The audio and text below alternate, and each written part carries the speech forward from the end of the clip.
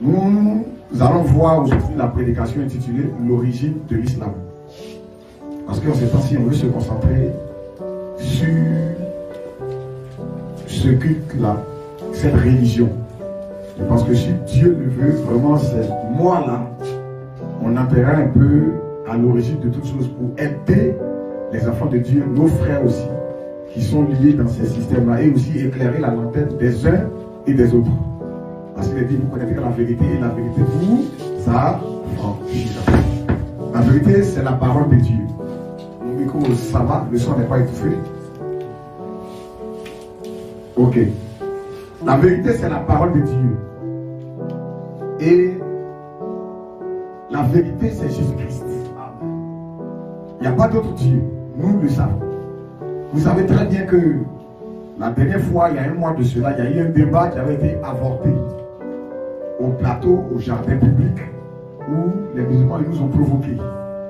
Et lorsqu'ils nous ont provoqués, ils croyaient qu'on allait parler encore de Jésus n'est pas Dieu, Jésus a mangé. Vous voyez, ces petitesses, c'est comme ça qu'on les appelle, des petitesses spirituelles. Il y a eu des enfantillages spirituels. On leur a dit non, que nous allons parler aussi, accepter qu'on parle de votre livre.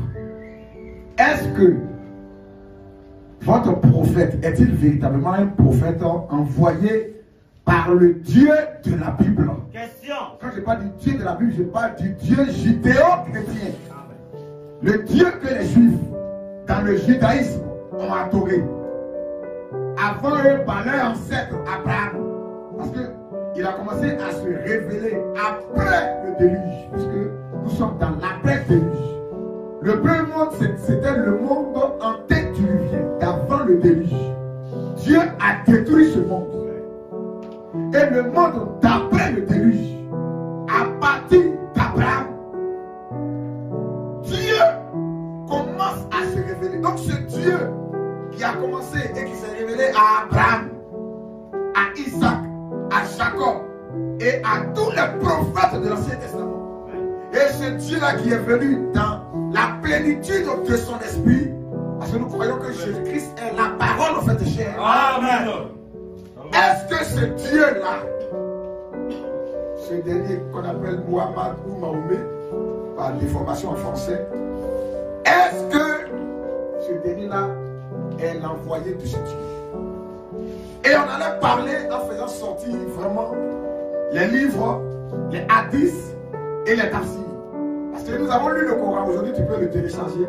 Aujourd'hui tu peux acheter cela. Il y a 114 sourates. Et lorsqu'on a lu, on a compris qu'il n'y a aucun plan du salut dans ce livre. Claire. Il n'y a aucun plan du salut dans ce livre.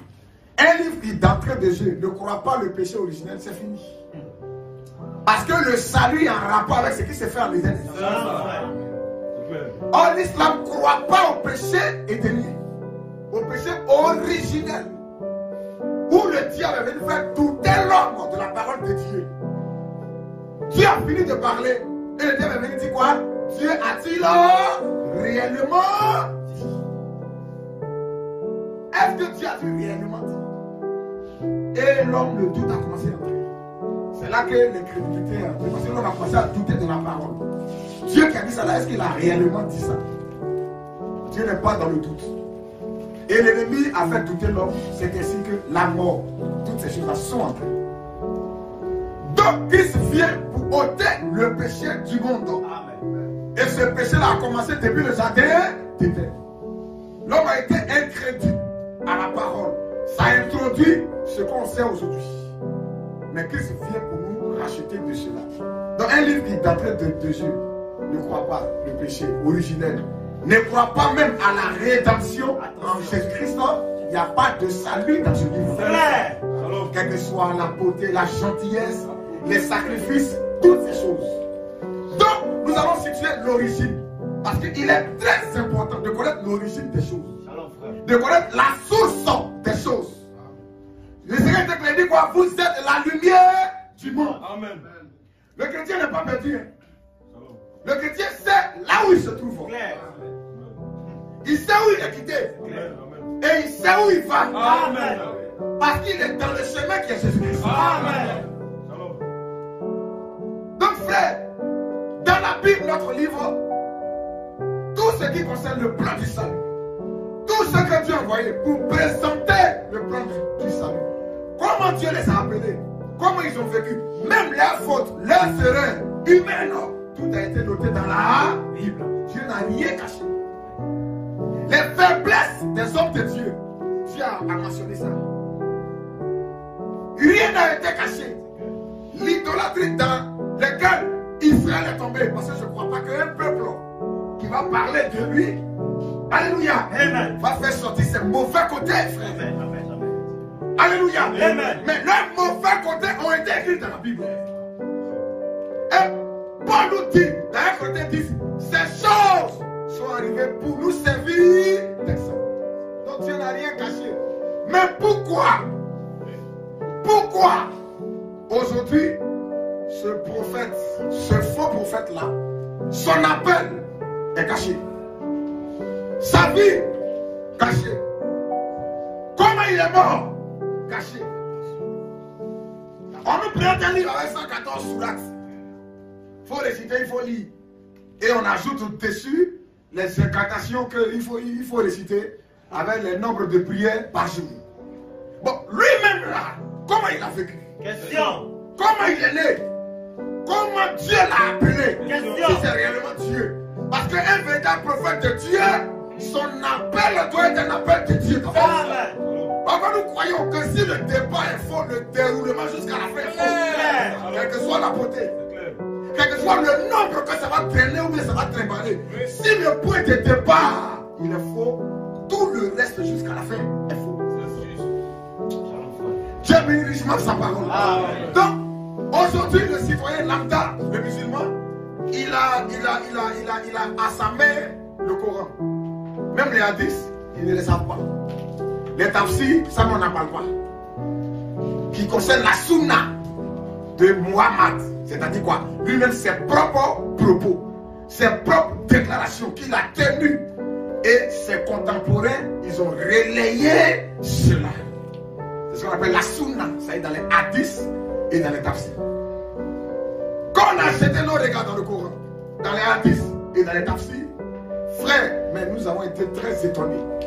Parce que ce qu'on a découvert dedans n'a rien à voir avec Dieu. Et c'est ce que nous allons prouver dans la première phase. On présentera l'origine de l'islam aujourd'hui. Et dans la deuxième phase, on va présenter ses révélations, son appel et sa mort. Donc, on ne peut pas parler de Muhammad sans parler des hadiths et des tafsirs. Impossible.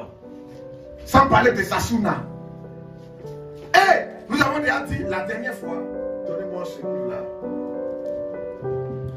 qu'il y a 5 grands écrivains musulmans, arabes, musulmans, qui ont écrit, quand on parle des tafsirs, des hadiths, des biographies de Mahomet.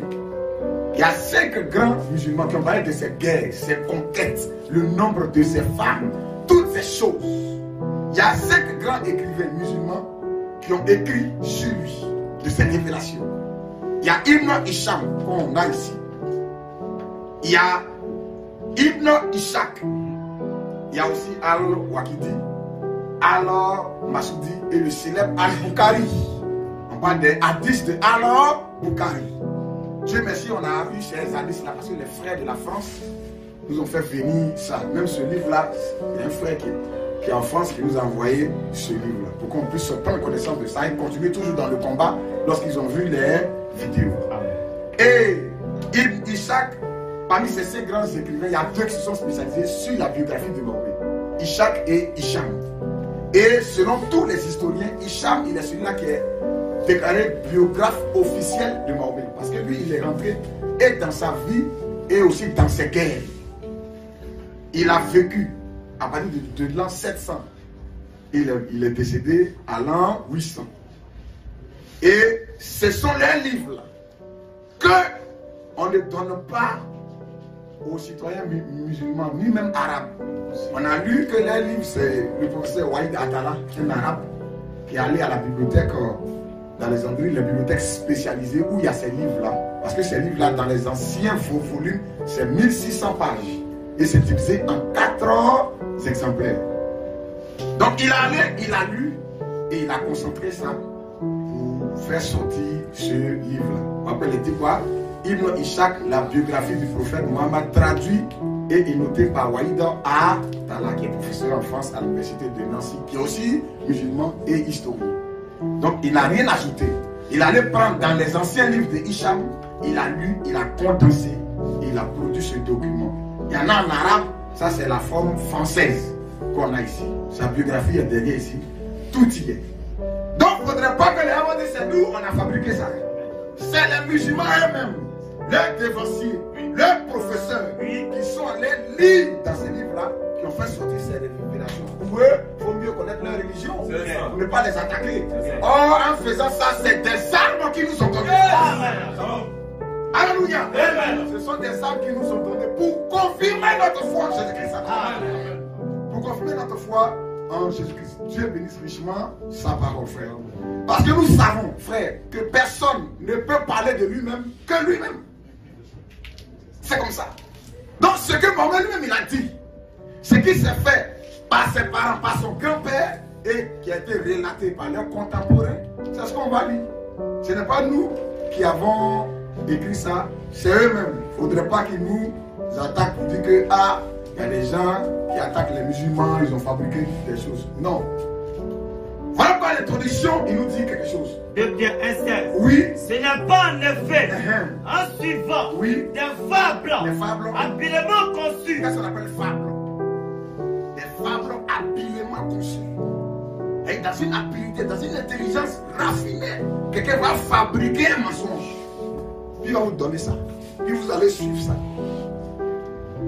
Il nous dit, frères chrétiens, vous qui avez accepté Jésus là, ce n'est pas en suivant des fables habilement conçues. Des fables habilement, c'est-à-dire conçues par la ruse. Et nous savons qui est habile dans la ruse. C'est ça. Le serpent est le plus rusé de tous les animaux.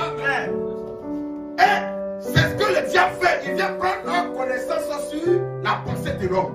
Dieu ne prend pas la pensée de l'homme. Dieu ne prend pas l'intelligence de l'homme. Jamais. Dieu prend le cœur de l'homme. Amen. C'est là que se trouve la foi. Amen. Le diable il prend le cerveau, l'intelligence. Il faut fabriquer quelque chose. Bien dit, ce n'est pas en suivant des fables habilement conçues que nous vous avons fait connaître la puissance et l'avènement de notre Seigneur Jésus-Christ. Parce que Pierre mettait en garde, les apôtres ont mis en garde les chrétiens contre les fables judaïques, contre les histoires que les gens ont fabriquées. Pour dire ne tombez pas dans ces choses-là. Donc ça existait. Le christianisme, ce n'est pas basé sur des fables habilement conçues. Mais l'islam est basé sur des fables habilement conçues. C'est ça. Frère, nous savons que l'idolâtrie a commencé depuis la tour de Babel. Quand Dieu a détruit le premier monde et que les hommes étaient dans un seul endroit, en Orient, ils ont dit on n'a qu'à faire du vide. Parce qu'il y avait une seule langue. Dans Genèse chapitre 11, c'est là que Dieu les a séparés et les a. Il dit localisés. Parce qu'il a dit peupler la terre, remplissez-la. Selon tous les historiens qui ont existé, vous pouvez aller partout dans les universités. L'idolâtrie a commencé à la tour de Babel. L'idolâtrie a commencé à la tour de Babel. Depuis Nemrod. Dans le livre de Genèse, au commencement de la Bible, on trouve Babel là-bas. Parce que Babylone est sorti de Babel. Au milieu de la Bible, quand le temps des nations commence, le temps des nations commence encore avec l'empire babylonien. Parce qu'il y a 4 empires qui vont se succéder jusqu'à la fin. Jusqu'à ce que Jésus revienne. On trouve Babylone au milieu de la Bible, dans le livre de Daniel, lorsqu'il est allé en déportation. Et on trouve encore Babylone, mystère à la fin de la Bible. Attention. Dans Genèse 17 et Genèse 18. Mais cette fois-ci, la Bible l'appelle Babylone mystère. Elle est une habitation de démons. C'est ça. Un repère de tout oiseau impur. Et Dieu dit à son peuple de sortir de Babylone. Donc Babylone, dans Genèse, au milieu de la Bible, et Babylone aussi mystère à la fin. Ça parle simplement de l'idolâtrie. Comment l'idolâtrie va changer de forme, de visage, jusqu'à même dans la religion appelée dite chrétienne aujourd'hui. L'idolâtrie a commencé à Babylone. Depuis la tour de Babel. C'est de là-bas que tout est parti. Tout ce que vous pouvez imaginer comme Dieu que les gens adorent sur la terre, ça ne vient pas de nos ancêtres. Et les gens qui ont fabriqué des histoires que les gens sont quittés sur l'échelle pour tomber. Et toutes ces interprétations-là ont pris naissance depuis la tour de Babel. On va revenir un peu sur la famille de Mohammed. L'islam est basé sur ces femmes habilement conçues et avec un pacte de sang entre la famille de Mahomet précisément et le Dieu de la Kaaba, le grand Dieu de la Kaaba en son temps qu'on appelait Oubal. Le Dieu de la Kaaba, Oubal. Pour mieux comprendre ça, vous devez savoir que les Arabes au départ avaient des divinités femmes. L'Arabie était basée sur un culte matriarcal. Le culte de Oubal, c'est-à-dire le culte patriarcal, n'est pas originaire de l'Arabie. Non, c'est un culte qui est quitté en Mésopotamie. Mais avant que Oubal ne vienne être greffé en Arabie, pour que les Arabes puissent l'adorer, les Arabes pratiquaient le culte matriarcal. Ce culte existait depuis Juge. On va lire ces versets-là. Vous allez voir tout à l'heure. Ce culte-là existait depuis longtemps. Adorer des déesses féminines, ça existait. Ce n'est pas quelque chose de nouveau aujourd'hui. Donc en Arabie, il y avait le culte en honneur de 3 grandes déesses. Il y avait plusieurs déesses, mais ces 3 grandes déesses-là, il y avait un culte en leur honneur. Même dans le Coran, il y a des traces de cette divinité-là aussi, qu'on va lire. Donc frère, ce qu'on doit savoir, c'est que dans le panthéon grec et dans la mythologie grecque, le grand Dieu que les Grecs adoraient, parmi tous les Grecs là, parmi tous les dieux grecs, c'est qui? C'est Zeus. Zeus, le grand Dieu des Grecs. Ils ont plusieurs dieux. Quand on parle de panthéon, on parle de l'ensemble de leurs dieux. Dans leur mythologie et dans leur panthéon, le grand Dieu, c'était qui? Zeus. Quand les Romains ont pris la relève après les Grecs, dans le panthéon romain et dans la mythologie romaine, le grand Dieu des Romains, c'est qui? Jupiter. Il est le grand Dieu parmi tous les autres. Ils ont beaucoup de dieux, parce qu'un seul Dieu ne les suffit pas. Il faut beaucoup. C'est une foi païenne. Donc, le Zeus des Grecs, quand il vient chez les Romains, il s'est fait appeler Jupiter. C'est comme ça en Arabie. Dans la Kaaba, dans le panthéon arabe, dans la Kaaba, parmi tous ces 360 idoles, qui était le grand Dieu de la Kaaba, était qui? Oubal. Oubal. Allez-y sur Internet, vous allez voir. Ça, bon, je ne sais pas quand les gens vont sur Internet, quand ils cherchent au juste. Dans la Kaaba en Arabie, et je mets un musulman au défi. Dans la Kaaba en Arabie, le grand Dieu de la Kaaba, dans le panthéon arabe là, c'est Oubal. Ouais. Oubal qui vient de l'araméen, qui veut dire esprit. Et Baal, vous savez que c'est Baal. Oubal. Mais avant que Oubal ne soit le grand Dieu, avant que les Arabes ne plongent dans la divinité patriarcale, il y avait des divinités matriarcales. Il y avait des femmes qui étaient adorées. Il y avait 3 déesses. La déesse Alat, la déesse Ouza et Manat. Il y avait 3 déesses. On va lire. Le Coran même confirme ça.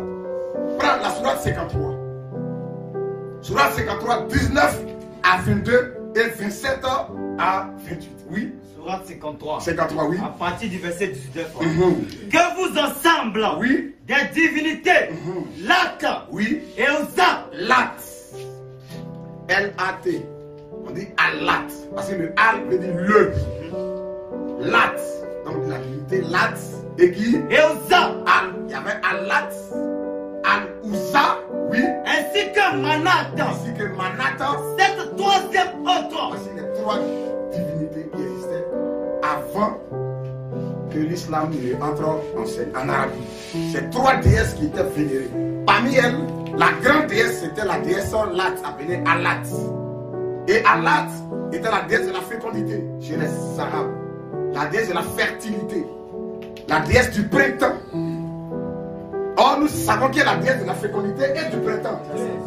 C'est Astarté. C'est ça. La déesse Astarté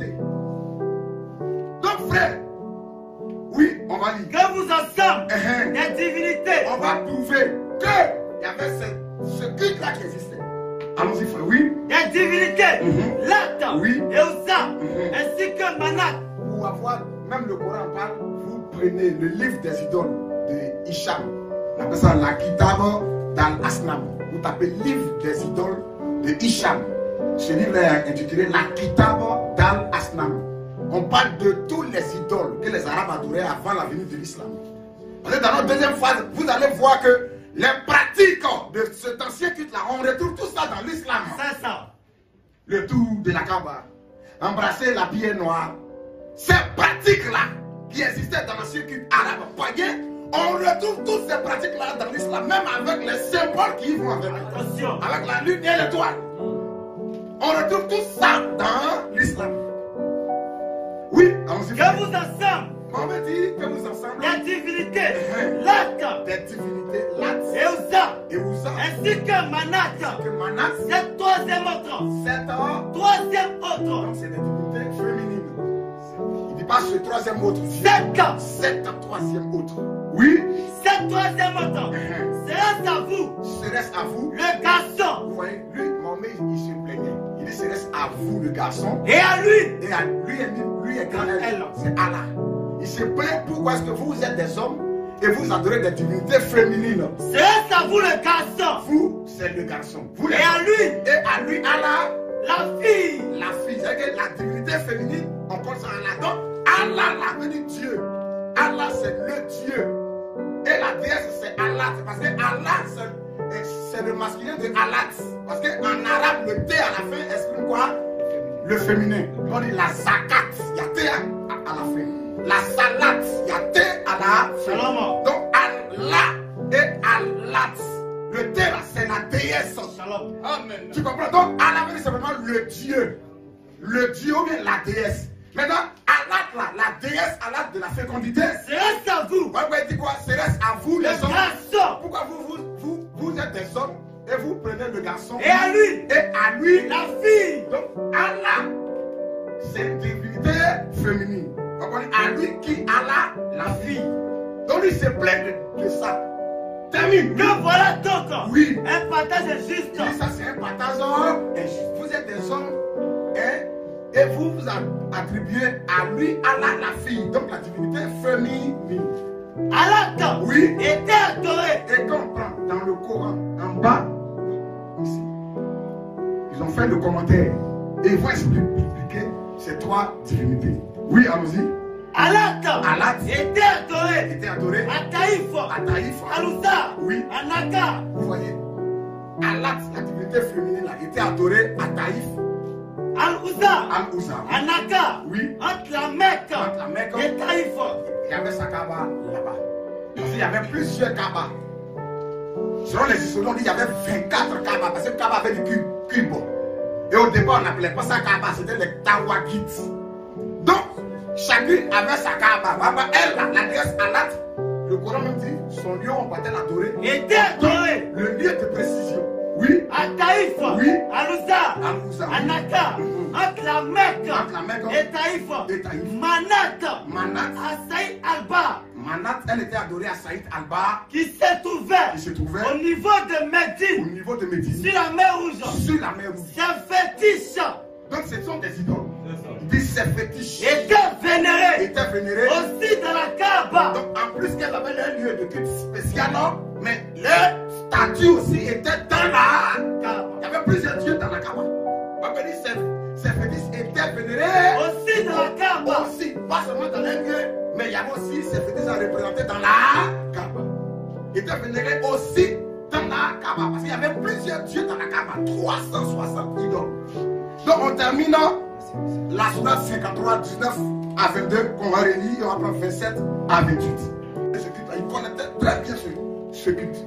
Oui, allons-y frère. Que vous ensemble des divinités, oui, Lat, Eusa, ainsi que Manat, cette troisième autre, oui, serait à vous, le garçon, et à lui, la fille. Vous voyez, vous attribuez à Allah une divinité féminine. On dit à lui, la fille, déesse femme. Donc à lui qui Allah, la fille. Maintenant, prends le verset 27 à 28. Verset 27. Oui. Ceux qui ne croient pas. Ceux qui ne croient pas. En l'au-delà. En l'au-delà. Donne aux anges. Des noms de femmes. Des noms de femmes. Donc pour lui, Mahomet, ce sont des anges. On ne doit pas les donner des noms de femmes. Il dit ceux qui ne croient pas à Allah et ceux qui ne croient pas à l'au-delà donnent aux anges des noms de femmes. Des noms de femmes. Dans la même sourate où on parle de Alat, Manat et Ouza. Il dit vous à lui le garçon et à lui la fille. Vous faites de lui une déesse femme. Donc il n'est pas pour qu'on doit faire de Allah une déesse femme.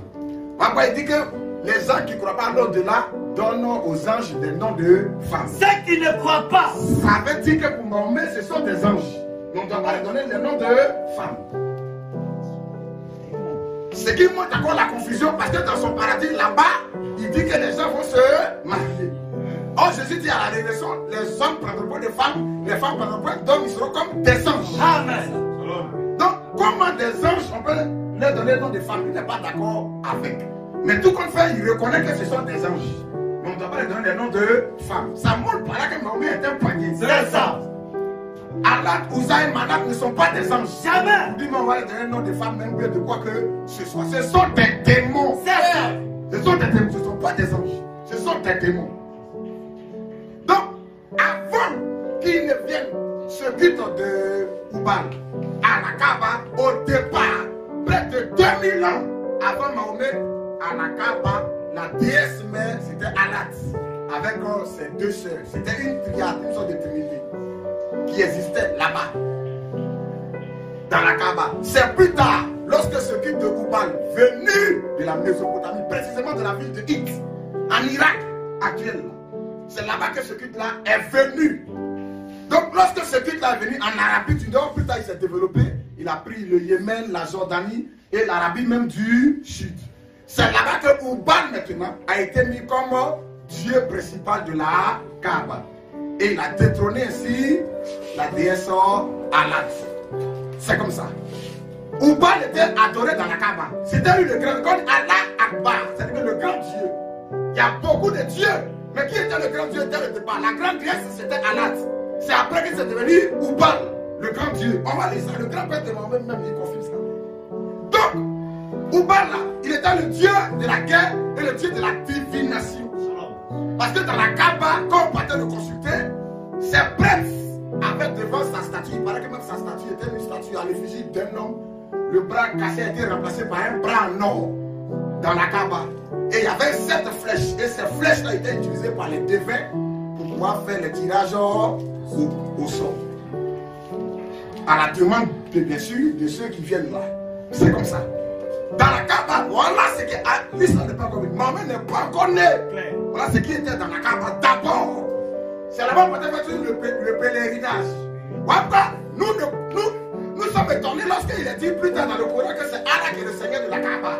Alors qu'avant lui, la première déesse de la Kaaba, c'était Alat. Et après, c'est devenu qui? Oubal, Seigneur de la Kaaba. Comme encore, cet Oubal ou cette Alat-là, les deux, on dit non, c'est pas eux, mais c'est Allah maintenant. Mais qui est ce nouveau Allah qui est le Seigneur de la Kaaba? Alors que Oubal était déjà le Seigneur de la Kaaba. Il y a un problème. Vous voyez, l'islam là, on prend le paganisme, on mélange et on dépose. Et vraiment, ça fait pitié, frère. On va lire le texte de Juge 2, 11 à 13. Il y a quelque chose dedans qui est très important. Juge 2, 11 à 13. Donc je le précise, Oubal vient de l'araméen ou, qui veut dire esprit. Et Baal, c'est Baal. C'est comme ça que les Phéniciens appelaient leur dieu Baal. Les Phéniciens et les Moabites. Quand on parle des Phéniciens, on parle des peuplades là qui ont existé au nord d'Israël, dans le Liban actuel et la Syrie. On parle de l'art phénicien. C'est un peuple qui a existé. Il y a eu une hégémonie phénicienne là-bas, et c'est comme ça que ça a contaminé toute la région. Les dieux en Phénicie, on les appelait Baal. Et au pays de Moab, à Canaan, tous ces dieux aussi étaient appelés aussi Baal. Donc, Oubal, il y a Baal dedans. Mais les Phéniciens, ils n'ont pas pris ça d'eux. C'est des cultes qui viennent de la Babylonie, de l'Irak. C'est comme la fête de Noël. On apprécie l'origine de la fête de Noël, non? En décembre, cette fête-là, elle vient d'où? Puisque Pierre n'a jamais fait ça, ni même Jésus. Simplement, c'est parce que les légionnaires romains qui sont allés en guerre dans le royaume de Perse, lorsqu'ils sont revenus, ils ont pris simplement le culte de Mitra, le dieu soleil, que les Romains appelaient la dies natalis solis invicti en latin, le soleil invaincu. Ils ont pris ce culte-là pour le ramener à Rome. C'est ce culte-là, après, quand Rome est en train d'en faire de Jésus, a enlevé le nom Mitra pour mettre le nom simplement de Jésus. Donc c'est la fête du Dieu soleil. Mais ça est sous le nom Jésus. Parce que le Seigneur dit, ils viendront sous mon nom. Le faux, la fausse doctrine, c'est sous le nom de Jésus. Il se cache en bas. Il continue toujours le nom de Jésus en haut. Mais lui, il continue toujours ce culte là en bas. Voilà pourquoi les frères de Noël, tout ce qui va avec, on n'a rien à voir avec la parole de Jésus. Claire. Donc, le culte de Oubal est un culte originaire de la Babylonie, de la ville de Hit, en Irak. C'est là-bas que ce culte-là est venu s'installer en Arabie. Et c'est comme ça que les Arabes maintenant ont greffé l'ancien culte de Lat, Manat et Ouza au culte de Oubal. Et ça donnait encore une autre forme de culte en Arabie. Voilà comment est-ce que les choses sont parties. On va lire Juge 2, le verset 11 à 13. Vous allez voir, il y a quelque chose dedans. Juge 2, oui. 11 à 13. Les enfants d'Israël, oui. Fit alors, oui. Ce qui déplaît à l'Éternel. Je ne peux pas ces déclarations que je t'ai envoyées. J'aurais voulu envoyer ça à un frère pour tirer, mais j'ai tellement été chargé dans la semaine. Mais on va lire quelques déclarations que j'ai fait des recherches dans des livres. On peut vous donner les titres de ces livres aussi. Vous allez les fouiller, ou bien ces historiens-là qui ont parlé de ces choses-là aussi. Allons-y, frère. Oui. Juge 2, oui. 11 à 13. 11 à 13. Les enfants d'Israël, oui. Fit alors, oui. Ce qui déplaît à l'Éternel. Écoutez bien, ils ont fait ce qui déplaît à l'Éternel. Et ils suivirent, oui. Et ils servirent les Baals. Ils servirent les Baals. Ou Baal, il y a Baal dedans. Allons-y, oui. Ils abandonnaient l'Éternel. Mais le Baal est contracté, donc on n'appuie pas sur le A. On dit ou Baal. Mais il y a Baal dedans. Allons-y, frère, oui. Ils abandonnaient l'Éternel, le Dieu de leur père. Oui. Qui les avait fait sortir du pays d'Égypte. Oui. Et ils allaient après d'autres dieux. D'autres dieux. D'entre les dieux. Oui. Des peuples. Oui. Qui les entouraient. Écoutez le mot des peuples. Qui les entouraient. Des peuples. Qui les entouraient. Quel peuple entourait Israël? Question. Quand Israël était chassé là, il allait loin. Quand vous lisez Genèse 25, quand on fait la postérité d'Ismaël, depuis l'Égypte jusqu'à en Syrie, c'est là-bas que ces enfants sont allés s'installer. Mais comprenez, Genèse 21, on dit d'aller se mettre dans le désert de Paran. C'est dans la même contrée, mais sauf que ce n'était pas dans le territoire de Canaan. Parce que le territoire de Canaan, Dieu a dit à Abraham, le pays que je te donne. Ce pays-là, il n'y a pas l'Arabie dedans. Mais les autres là, qui étaient autour d'Israël, leur Dieu, Ismaël et ses enfants, les Moabites, et même les Cananéens, on dit Israël est allé adorer le culte des peuples qui étaient autour d'eux. Les Arabes étaient dedans, les Cananéens, les fils d'Ismaël, tous ceux-là, c'était des païens. Le seul culte, véritable culte était avec Abraham, Isaac et Jacob. Amen. C'était sur le territoire de Canaan, parce que c'est là que Dieu les a placés. Et c'est là que le culte devait se faire. Amen. Parce qu'il y a une tradition musulmane qui dit que Abraham est allé un jour en Arabie avec Ismaël. Et c'est là qu'il a bâti la Kaaba. C'est une femme habilement conçue.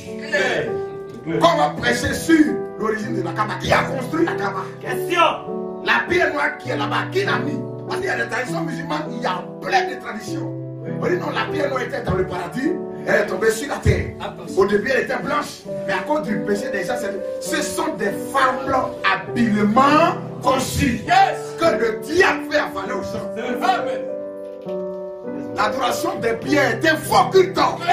Dieu n'est pas il a condamné ça. Dieu a condamné ça. Et puis c'était pas dans la vie seule. À Kaaba qu'on adorait des pierres. Quand on va présenter la similitude, on va voir. Même en Arabie, la pierre rouge, la pierre noire, dans les différents, même Kaaba, ça existait. On adorait déjà des pierres. Là-bas, on les embrassait.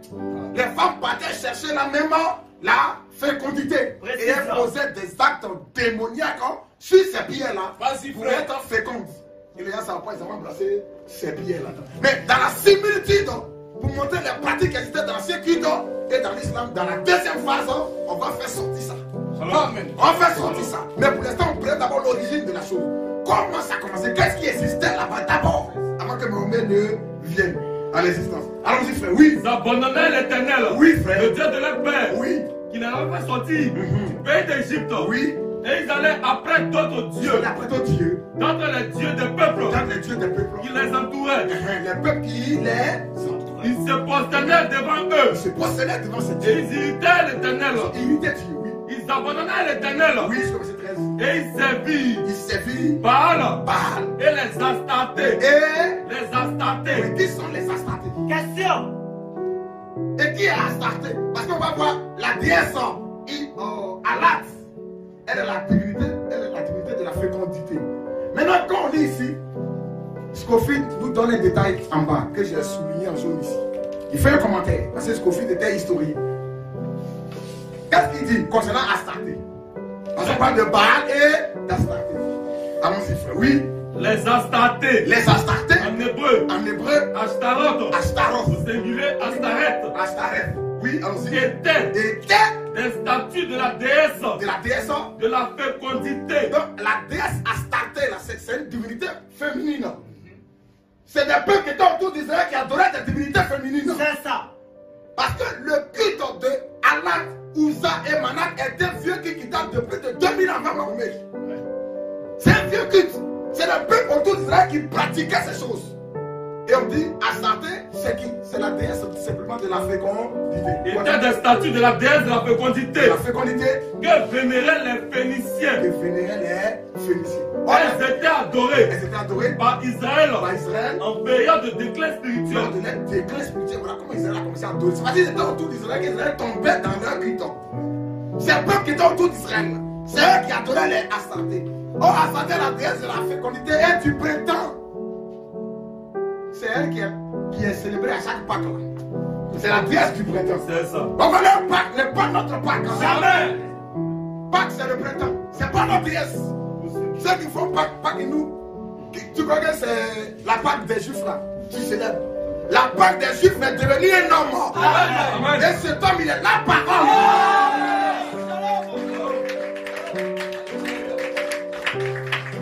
Et nous sommes en train de célébrer la Pâque comme ça. Amen. Parce que la Pâque, c'est la parole. Amen. Et de célébrer pas avec le vieux lévêque. Amen. Alléluia. Amen. Pas avec les interprétations, Amen.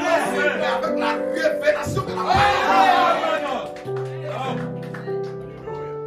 C'est la Pâque que nous célébrons. Donc on comprend par là que Astarté était une divinité féminine. Adorée par les Phéniciens. Les Syro-Phéniciens. La Syrie et le Liban, c'est les deux pays qui sont au nord d'Israël. C'est eux qui avaient ce culte-là. Et ce culte-là a pris toute la contrée.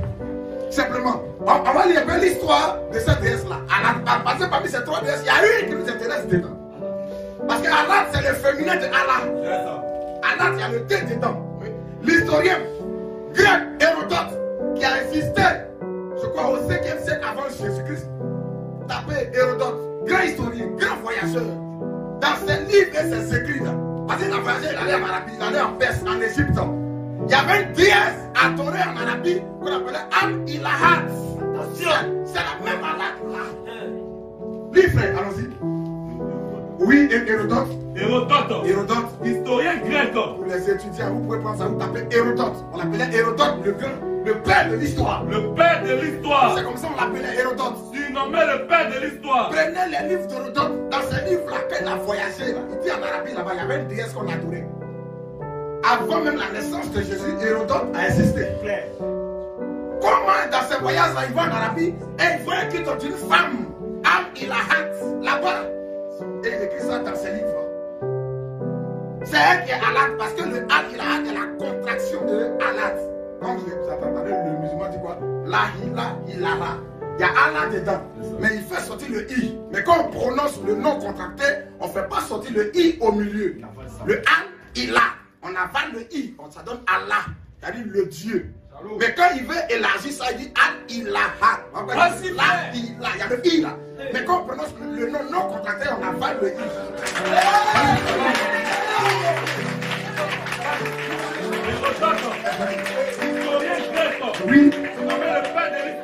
Oui, né frère. à Elikanas, vers 480. Donc, Hérodote était un historien. Il est né à Elikana vers l'an 400. Oui, allons-y. Grand voyageur. Grand voyageur. Il raconte Oui. dans ses histoires Dans ses histoires. tous les événements légendaires et véridiques. Dans les événements légendaires, il connaissait très bien ce culte.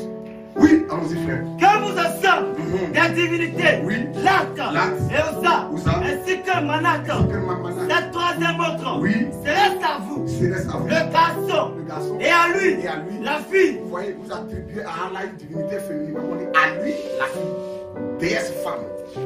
Donc, à lui qui Allah, la fille. Maintenant, prends le verset 27 à 28. Verset 27. Oui. Ceux qui ne croient pas Ceux qui ne croient pas en l'au-delà, en l'au-delà, dans nos anges, dans nos anges, des noms de femmes, des noms. de femmes. Donc, pour lui, mais ce sont des anges. On ne doit pas les donner les noms de femmes. Il dit ceux qui ne croient pas à Allah et ceux qui ne croient pas à l'au-delà donnent aux anges Des noms de femmes, des noms de femmes. dans la même sourate là, où on parle de Alak, Manat et Uza. Il dit, vous dites, vous, à lui le garçon et à lui la fille. Vous faites de lui une déesse femme. Donc il n'est pas pour qu'on doit faire de Allah une déesse femme. Pourquoi il dit que les gens qui ne croient pas à l'au-delà donnent aux anges des noms de femmes. Ceux qui ne croient pas, Ça veut dire que pour Mahomet, ce sont des anges. Mais on ne doit pas les donner les noms de femmes. Ce qui montre encore la confusion parce que dans son paradis là-bas, il dit que les gens vont se marier. Or Jésus dit à la révélation, les hommes prendront point de femmes, les femmes prendront point d'hommes, ils seront comme des anges. amen. Donc comment des anges, on peut leur donner le nom de femmes, il n'est pas d'accord avec. Mais tout compte fait, il reconnaît que ce sont des anges. Mais on ne doit pas leur donner les noms de femmes. Ça montre par là que Mahomet est un païen. C'est ça.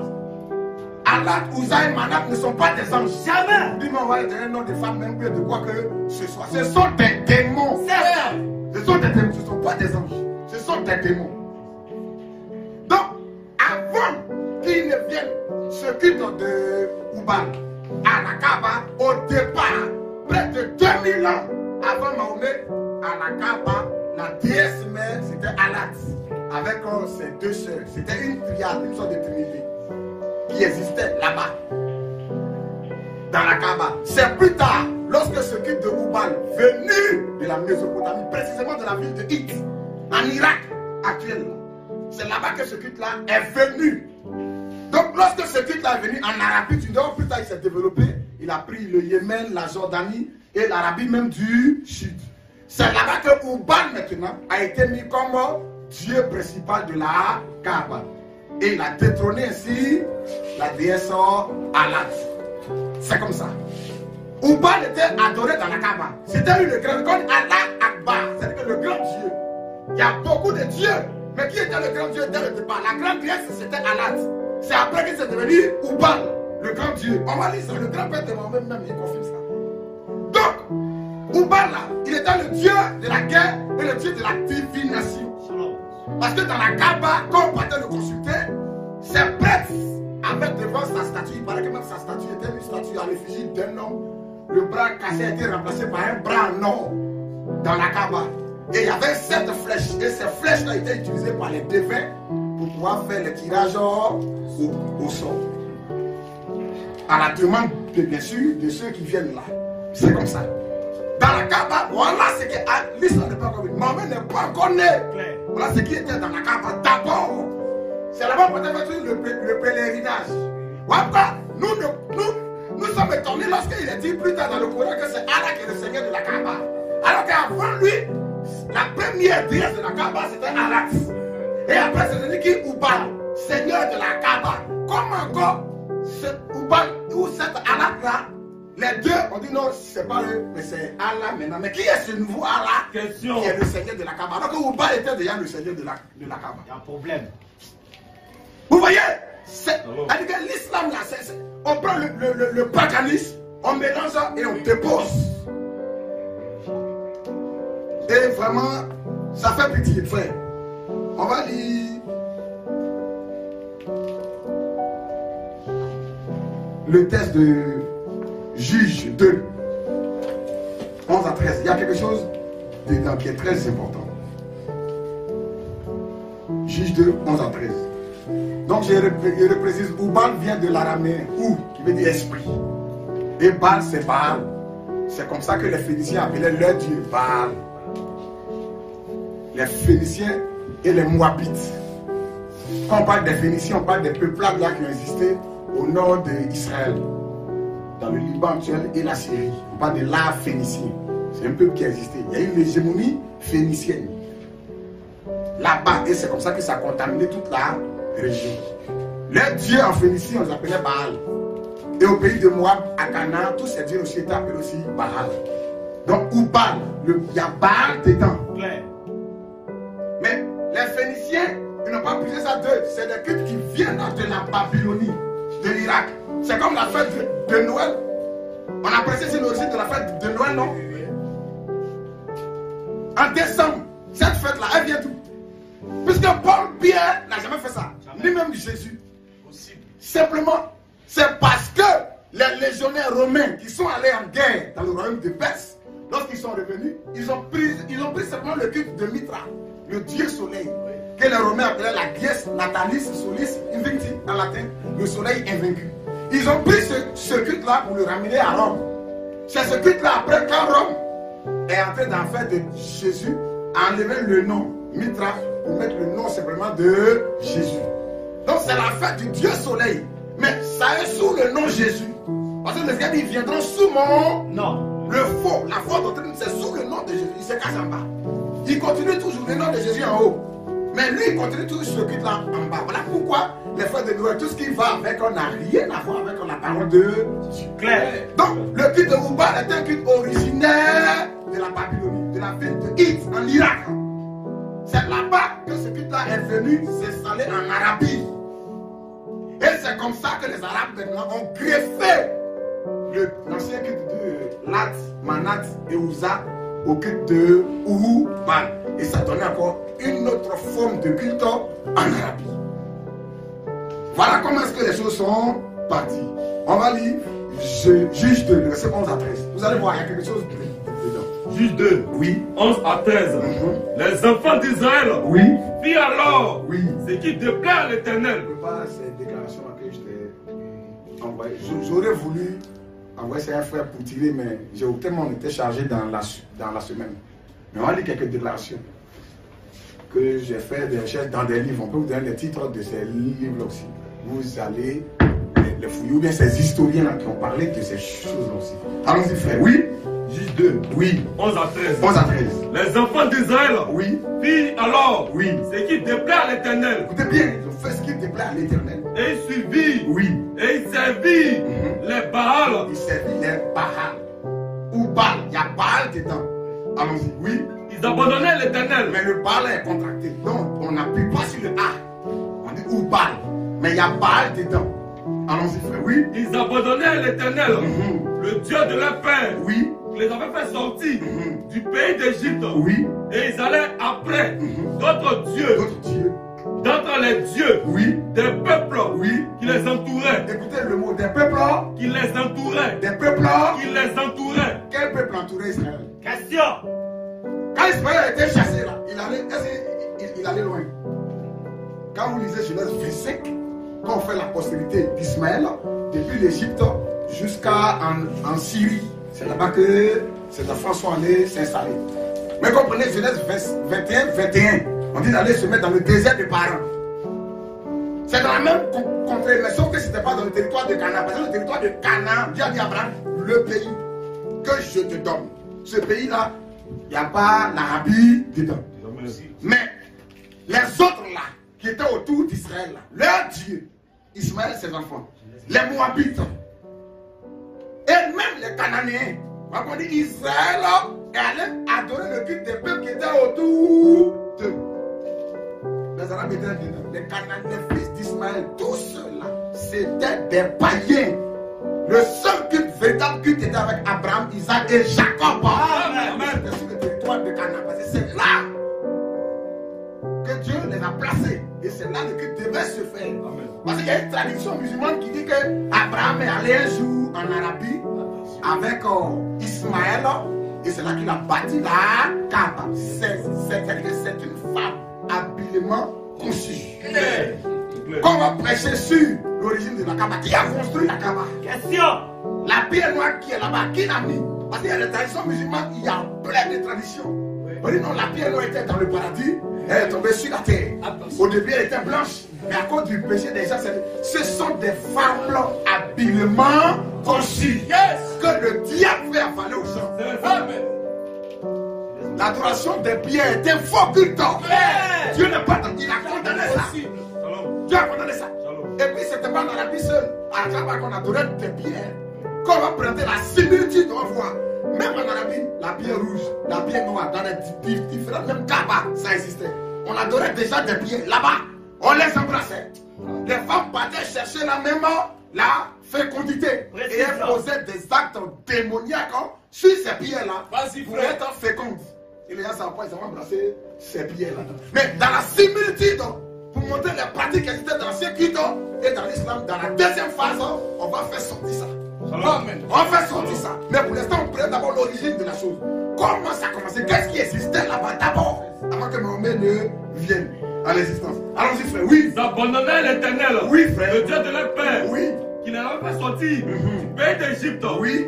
Et ils allaient après d'autres dieux. Après d'autres dieux. D'entre les dieux des peuples. Dans les dieux des peuples. Qui les entouraient. Les peuples qui les entouraient. Ils se prosternaient devant eux. Ils se prosternaient devant ces dieux. Ils irritaient l'Éternel. Ils irritaient Dieu, oui. Ils abandonnaient l'Éternel. Oui, verset 13. Et ils servirent. Ils servirent Baal. Baal. Et les Astartés. Et les Astartés. qui sont les Astartés? Question. Et qui est Astarté? Parce qu'on va voir la déesse Alat. Elle est la divinité de la fécondité. Maintenant, quand on lit ici, Scofield nous donne un détail en bas que j'ai souligné en jaune ici. Il fait un commentaire, parce que Scofield était historien. Qu'est-ce qu'il dit concernant Astarté? Parce qu'on parle de Baal et d'Astarté. Allons-y, frère. Oui. Les Astartés. Les Astartés. En hébreu. En hébreu. Ashtaroth. Ashtaroth. Au singulier Astareth. Astareth. Oui, allons-y. Étaient des statues de la déesse. De la déesse. De la fécondité. Donc, la déesse Astarté, là, c'est une divinité féminine. C'est des peuples qui étaient autour d'Israël qui adoraient des divinités féminines. C'est ça. Parce que le culte de Alat, Ouza et Manat est un vieux culte qui date de plus de 2000 ans avant Mahomet. C'est un vieux culte. C'est le peuple autour d'Israël qui pratiquait ces choses. Et on dit Astarté, c'est qui? C'est la déesse simplement de la fécondité. Étaient des statues de la déesse de la fécondité. La fécondité que vénéraient les Phéniciens. Que vénéraient les Phéniciens. Elles étaient adorées. Elles étaient adorées par Israël. Par Israël. En période de déclin spirituel. En période de déclin spirituel. Voilà comment Israël a commencé à adorer. C'est parce qu'ils étaient autour d'Israël qu'Israël tombait dans leur culte. C'est un peuple qui était autour d'Israël. C'est eux qui adoraient les Astartés. Or, Astarté, la déesse de la fécondité et du printemps. C'est elle qui est célébrée à chaque Pâques. C'est la déesse du printemps. C'est ça. Donc, le Pâques n'est pas notre Pâques. Jamais. Pâques, c'est le printemps. C'est pas notre déesse. Ceux qui font Pâques, nous. Tu crois que c'est la Pâques des Juifs là? Tu célèbres. La Pâques des Juifs est devenue un homme. Amen. Et cet homme, il est la parole.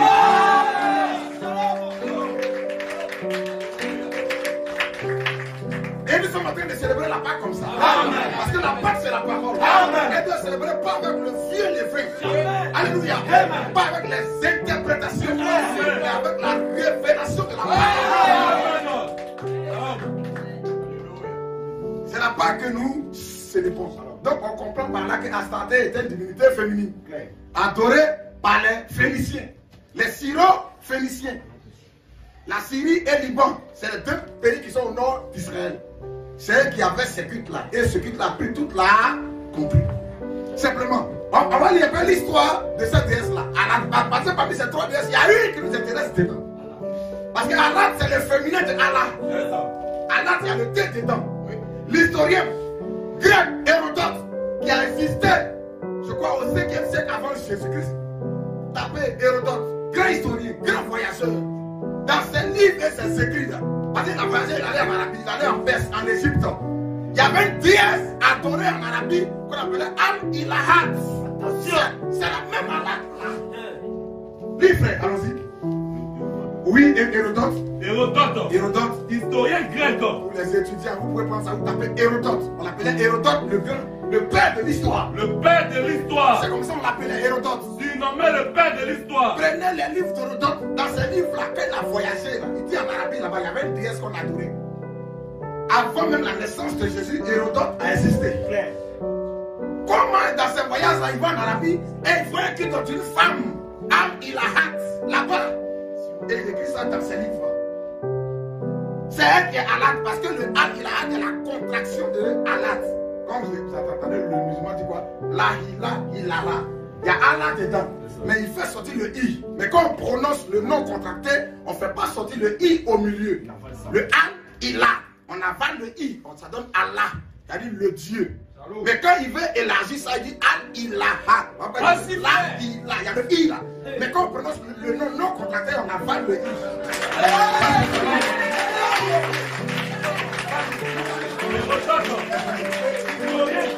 Oui. Oui, frère. Donc, Hérodote était un historien. Il est né à Elikana vers l'an 400. Oui, allons-y. Grand voyageur. Grand voyageur. Il raconte oui. Dans ses histoires. Tous les événements. Légendaires. Et véridiques. Dans les événements légendaires. Et toutes ces civilisations grecques. Dans ces livres, vous allez voir ces traces. Et c'est ce Hérodote-là qui, dans l'un de ses livres, il a dit quand il allait en Arabie, il y avait une déesse qui était adorée là-bas, qui était Al-Ilahat. La déesse Alat. Oui, allons-y. Plus de 2000 ans oui. Avant l'islam. 2000 ans avant l'islam. C'est Hérodote qui parle dans son livre. Oui. Plus de 2000 ans avant l'islam. Oui. Elle a été vénérée. La déesse Alat était vénérée. C'est elle qui était la mère de la Kaaba. Avant que le culte de Oubal n'entre. Oui, allons-y. Elle a été vénérée. Oui. À la Mecque. Pendant plus de 2000 ans. Avant l'islam. Avant l'islam. Le fameux lieu oui. de pèlerinage islamique. Le fameux lieu de pèlerinage islamique où ils vont, ils prennent l'avion, ils s'en vont là. De la Mecque fut à l'origine. Fut à l'origine. Son sanctuaire. C'est plus tard que Oubal fut élevé dans la comme grand Dieu. Mais à l'origine, c'était le sanctuaire de cette déesse là. Oui, allons-y. Allah signifie simplement la déesse. Oui, la déesse. Tout comme Allah oui. signifie oui. le Dieu. Le Dieu. Le T final en féminin. J'ai expliqué ça. On parle de la zakat, il y a T à la fin. Mais la salade, il y a T à la fin. Parce que le T final exprime le féminin. Donc Allah, Al et là. Et Alat, Al et Lat. Ce qui veut dire c'est pas la déesse. Et Allah veut dire le Dieu. C'est tout. Dieu ne s'appelle pas le Dieu. Alléluia. Non, Dieu ne s'appelle pas le Dieu. Papa l'a dit, leur rocher n'est pas notre rocher. Leur pluie n'est pas notre pluie. Continue, frère, oui. Allah signifie simplement oui. La déesse. La déesse. Tout comme Allah signifie oui. le Dieu. Le T final en féminin. C'est tout, oui. Allah. Donc, oui. le nom oui. est une contraction. Dal-Ilat. La déesse est mentionnée oui. par Hérodote. Avant Jésus-Christ. Donc, quand vous prenez le livre d'Hérodote, vous allez voir, il parle de cette déesse-là en Arabie. Elle était adorée à la Kaaba même. Donc, frère, l'islam c'est un brassage. Voilà pourquoi. Est-ce que le Dieu judéo-chrétien, oui. Il est le Allah que les Arabes adoraient avant? Question. Que la famille de Mahomet, ils adoraient. Parce qu'on va venir pour montrer que même le nom Allah existait avant Mahomet. Parce qu'il y avait Allah d'abord. Il veut dire la déesse. Et de deux, le papa de Mahomet. On ne doit même pas chercher loin. Dans son nom, il y a Allah dedans. Abdallah. Abdallah. Il y a Allah dedans. Oh, Abdallah veut dire quoi? Serviteur d'Allah, esclave d'Allah. Parce qu'il y avait un culte que la famille de Mahomet était le quartier garant de ce culte-là de la Kaaba. C'est comme ça. Et c'est par sa descendance. On va arriver sur le pacte maintenant qui a été conclu par son grand-père. Donc, frère, le mot Allah existait. C'est pas un nouveau nom. En Arabie, païenne. Le Allah n'était pas le Allah d'Abraham, d'Isaac et de Jacob. Ce n'était pas le Dieu. C'est comme ça. Même quand ils disent que Allah veut dire Dieu, on peut accepter ça avec une certaine réserve. Mais quand Allah s'appelle Dieu, on dit mensonge. C'est ça. Mensonge. Mensonge. Oui, frère. Allons-y. Donc, ces trois va les présenter. Oui, allons-y. Al-Ouza, l'être tout-puissant, oui. La déesse, oui. De l'étoile du matin. La déesse de l'étoile, ces trois déesses là. Allez, je vais appeler les trois déesses en arabe. Alat, Ouza et Manat. C'est comme ça.